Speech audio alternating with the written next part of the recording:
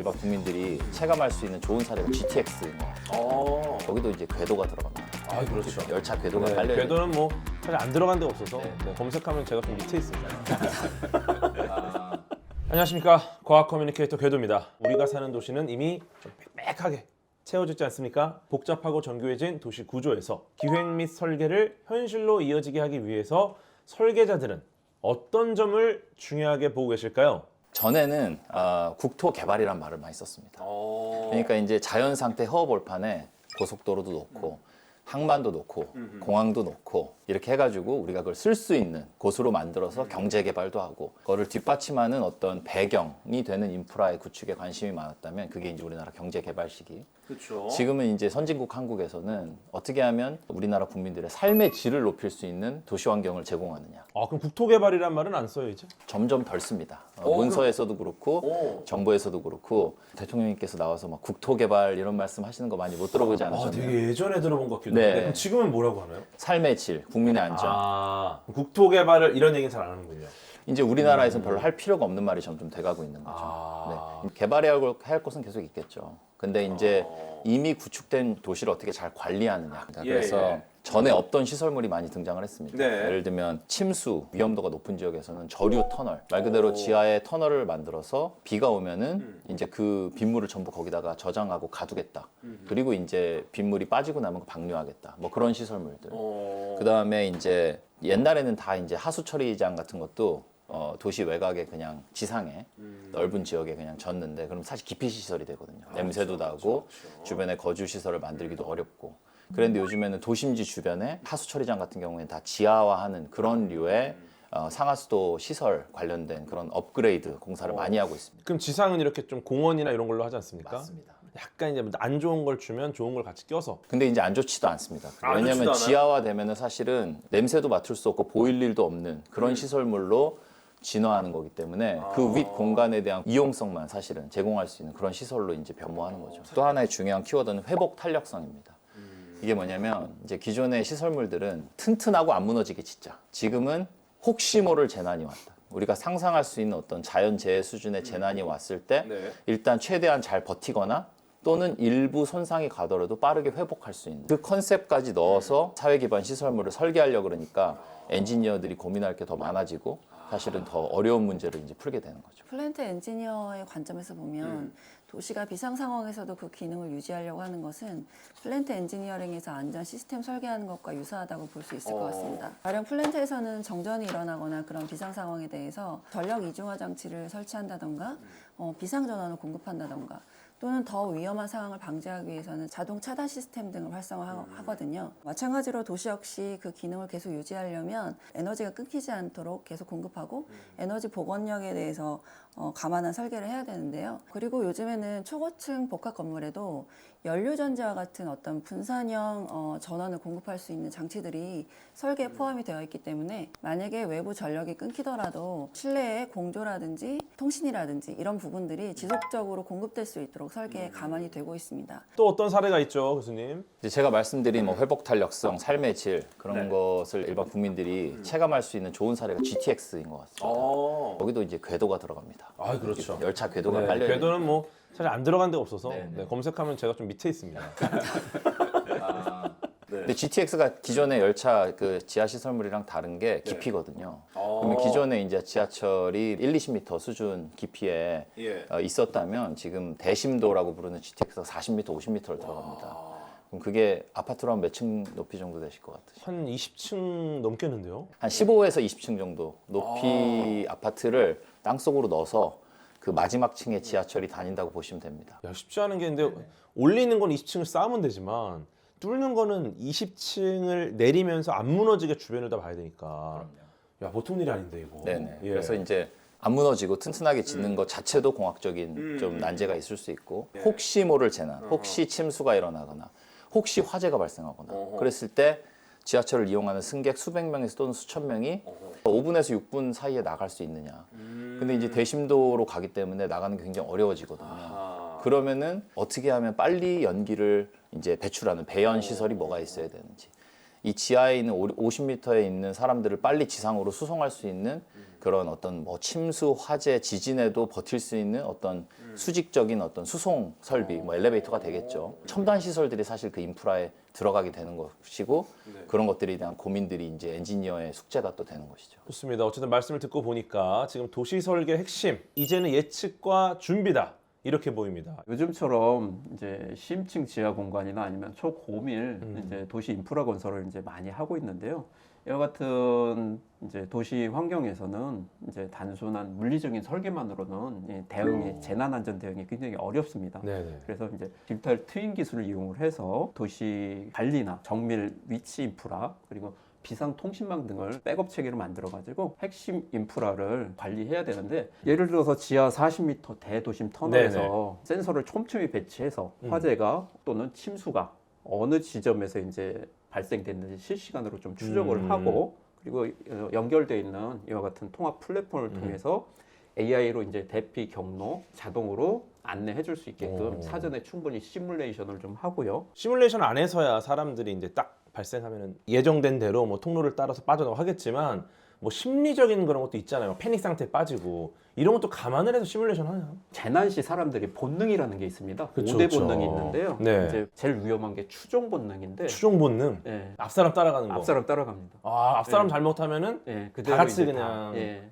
나쁜 길로 가는 거군요. 예, 그다음에 이제 우리가 보통 보면은 자회 본능이라는 게 있습니다. 자회 본능. 어둡거나 우리가 이제 긴장 속에서는 네. 본능적으로 아 그래요? 왼쪽으로 가려고 하는 부분들이 있기 때문에 그리고 이제 지광 본능이라고 있는데 네. 밝은 쪽을 사람들이 따라갑니다. 그래서 그래서 이제 그와 같은 부분들을 사전에 감안을 해서 나중에 피난 경로를 설계를 하거나 대피 경로를 할 때도 조명으로 또는 통신으로 센서로 이렇게 좀 제공이 필요하지 않을까 생각합니다. 야, 막상 들어보니까 굉장히 디테일하게 이제 고려를 하네요. 그리고 안전이라는 것 자체가 사고 자체를 막는 것도 중요하지만 그 사고를 감당할 준비를 해주는 일. 네, 이렇게 보여준 사례라고 볼 수 있을 것 같습니다. 우리가 이야기하고 있는 도시의 안전 시스템부터 통신 에너지 공급까지 도시를 지탱하고 위기에서 버티게 하는 기술들 이것을 다 합쳐서 이제 엔지니어링이라고 할 수 있을 것 같은데 그렇다면 앞으로 엔지니어링은 또 어떻게 변하게 될까 이게 궁금합니다. 특히 올해 CES 2026에서 피지컬 AI 아틀라스가 등장을 하면서 큰 주목을 받았죠. 이런 휴머노이드들이 단순한 실내 작업을 넘어서 도시 공간에서 직접 움직이고 일하는 시대가 열릴 것 같습니다. 이런 변화에 대비하는 건 역시 엔지니어링의 영역일까? 네, 궁금한데요. 요즘 들어서 도심에 이제 100층 이상의 초고층 건물들이 이제 들어서고 있는데요. 이와 같은 초고층 건물들은 그동안에 생각하는 단순한 건축물이 아니라 하나의 도시로 봐야 됩니다. 한 번 지어놓으면은 100년, 200년 이상 써야 되는 거의 그쵸. 반영구적인 이제 그 기반 시설이라고 이제 봐야 될 것 같습니다. 발전소가 이제 건물 내에 들어가고요. 건물 자체가 이제 도시 인프라 설계로 이제 봐야 되지 않을까 생각하고 있습니다. 그래서 처음부터 이렇게 설계를 하기 위해서는 앞으로 100년 뒤에 어떤 서비스가 제공이 될까요? 뭐 휴머노이드? 예, 그렇습니다. 예. 이제 피지컬 AI가 실제 이제 다닐 수 있게끔 초고층 건물 설계할 때 그 단계부터 이제 같이 고려를 해야 됩니다. 실제 로봇 발렛 파킹 부분 그리고 무인 배달 로봇 등 심지어 이제 UAM이라고 소위 하늘을 나르는 택시 도시 공간도 이제는 평면을 넘어서 수직, 수평, 지하, 공중이라는 네 개의 공간을 입체적으로 이제 확장해서 설계가 필요하다고 보고 있습니다. 예를 들어서 지하의 컨베이어 부분들을 기본적으로 갖춰놔서 큰 건물과 건물은 컨베이어로 이동을 하고 이동해서 거기에서 나와서 이제 자율 로봇이 집까지 배달해주는 이와 같은 형태까지 연구를 하고 있습니다. 빠르겠는데요? 예. 사람도 좀 탈 수 있나요?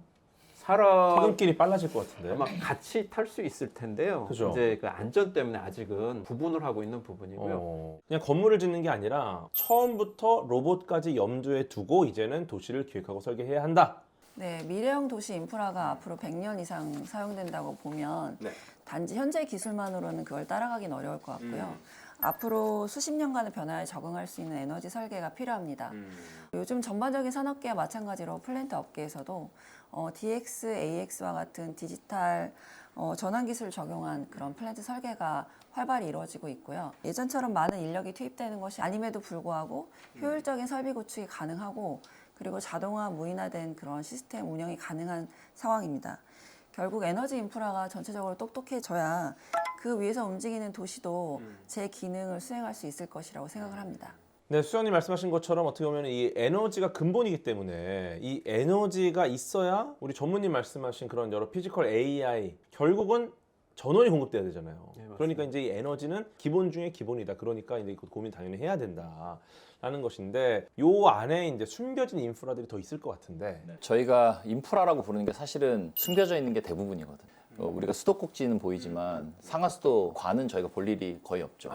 그래서 이제 저희가 논의하고 있는 그런 에너지 인프라, 그다음에 스마트 시티 이것들을 또 지원하기 위한 인프라가 또 구축돼야 되거든요. 제일 대표적인 게 데이터 센터 그리고 전력망 이것들을 가능하게 하는 데는 뒤에 여러 겹의 보이지 않는 레이어가 있고 그런 것들을 이제 설계하고 시공하고 이제 공급하는 그런 역할을 이제 엔지니어링 산업 또는 이제 인프라라는 산업이 담당하고 있다 이렇게 보시면 되겠습니다. 뭐 피지컬 AI나 로봇 이런 것들 잘 돌아가려면 결국은 그 아래 깔린 인프라, 이 레이어들이 너무너무 중요하다. 자동차가 처음 등장했을 때도 우리는 자동차만 봤지만 실제로 자동차가 이렇게 잘 다니게 된 거는 도로, 그다음에 뭐 연료 인프라, 어디서 주유를 할 수 있어야 된다. 이런 것들 또 시설들이 잘 갖춰져 있어야 됐고 도시 전체가 어쩌면 이 자동차에 맞춰서 재설계됐잖아요. 지금 이제 로봇이나 드론, 자율주행 같은 완전히 새로운 형태의 피지컬 AI가 등장을 하면서 도시도 정말 새로운 뼈대 위에서 다시 설계가 되고 있는 좀 느낌이 있습니다. 네, 어쨌든 이런 보이지 않는 레이어 중에서도 AI가 급부상하다 보니까 가장 많이 나오는 게 바로 데이터 센터입니다. 대규모 AI 모델 하나가 하루에 소도시가 사용하는 그만한 전력을 다 쓰고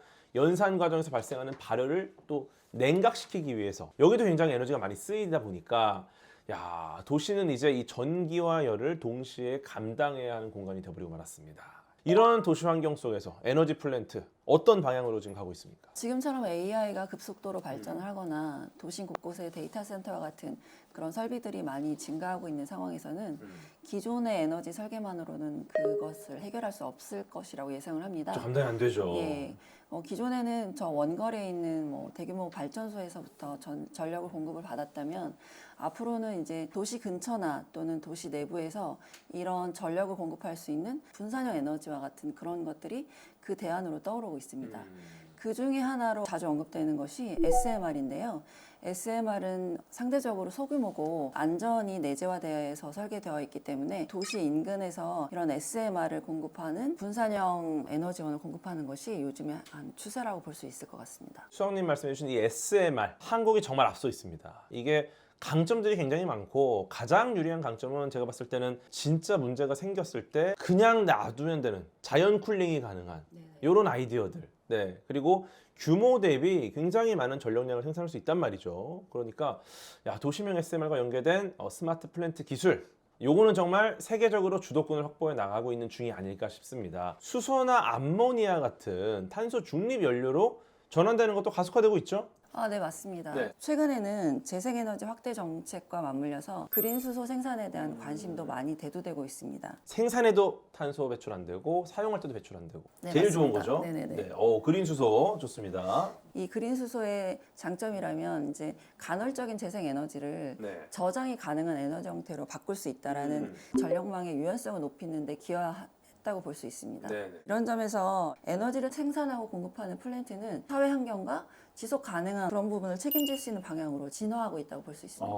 정말 신기한 게 우리가 그냥 스위치 누르면 불 들어오는 게 당연하다 생각을 하지만 그 이면에는 이렇게 탄소를 줄이고 열을 식히고 도시 전체를 설계하는 기술자분들의 정말 숨은 노력이 있었다는 거 아니겠습니까? 에너지 플랜트 관련된 논의에서도 결국에 공간의 문제가 또 발생을 한다. 기존의 이제 토목공학의 시작은 우리가 상상하기 쉬운 육지에서 주로 뭐 땅을 잘 골라서 철도도 넣고 도로도 넣고 주택도 넣고 그런 것부터 시작했다 그러면은 이제 어느 순간부터 사람들이 구조물을 공중에 띄워서 이제 공중의 어떤 공간도 사회환경이나 산업시설을 뒷받침하는 데 쓸 수 있나? 제일 대표적인 게 혹시 뭐라고 생각하시나요? 교량 아니겠습니까 역시? 네, 맞습니다. 네. 정확합니다. 교량이 결국에는 이렇게 뭔가 구조물을 세워서 받쳐서 들고 있거나 아니면 어디 걸어놓거나 그래가지고 공중의 공간을 쓰도록 한 거거든요. 그러다 보면 이제 그럼 지하로 또 가고 싶으니까 지하 시설의 제일 대표적인 거는 다들 아시겠지만 터널. 앞으로 에너지 또 전력 이런 산업 시설물들이 실수요의 공간까지 이어지도록 하는 그 있는 부분들 그런 부분들에 대해서도 굉장히 엔지니어링적으로 저희가 풀어야 될 문제들이 많이 있습니다. 그래서 어쩌면 에너지를 뭐 어떻게 만들지, 얼마나 필요한지, 얼마나 이제 충당이 되는지 이거 중요한데 나아가서 여기서 이제 어디에 어떻게 연결하고 배치하느냐, 이 공간의 연결이 도시 설계의 핵심이다, 이 말씀이시네요. 맞습니다. 네. 근데 지금 사실 이제 우주에도 이제 확장을 해가지고 우주라는 공간에서 어떤 데이터를 처리하고 또 지상으로 보내고 뭐 이런 것들도 지금 하고 있잖아요. 데이터 센터가 이제 굉장히 이제 최근에 모든 국가에서 가장 핵심 사업으로 이제 추진하고 있는데요. 이 부분을 이제 아예 우주까지 가지고 가자로 하는 프로젝트가 미국에서 이제 좀 추진되고 있지만, 우주 환경의 여건을 이용해서 데이터 센터를 한번 최적화해보자. 지금 현재 문제되고 있는 데이터 센터의 에너지원, 냉각 부분들이 상당히 많이 해결될 수 있지 않을까 싶습니다. 이제 지구를 넘어 우주까지 상상하는 이런 스케일의 기술, 이것이 결국 일상을 바꾼다.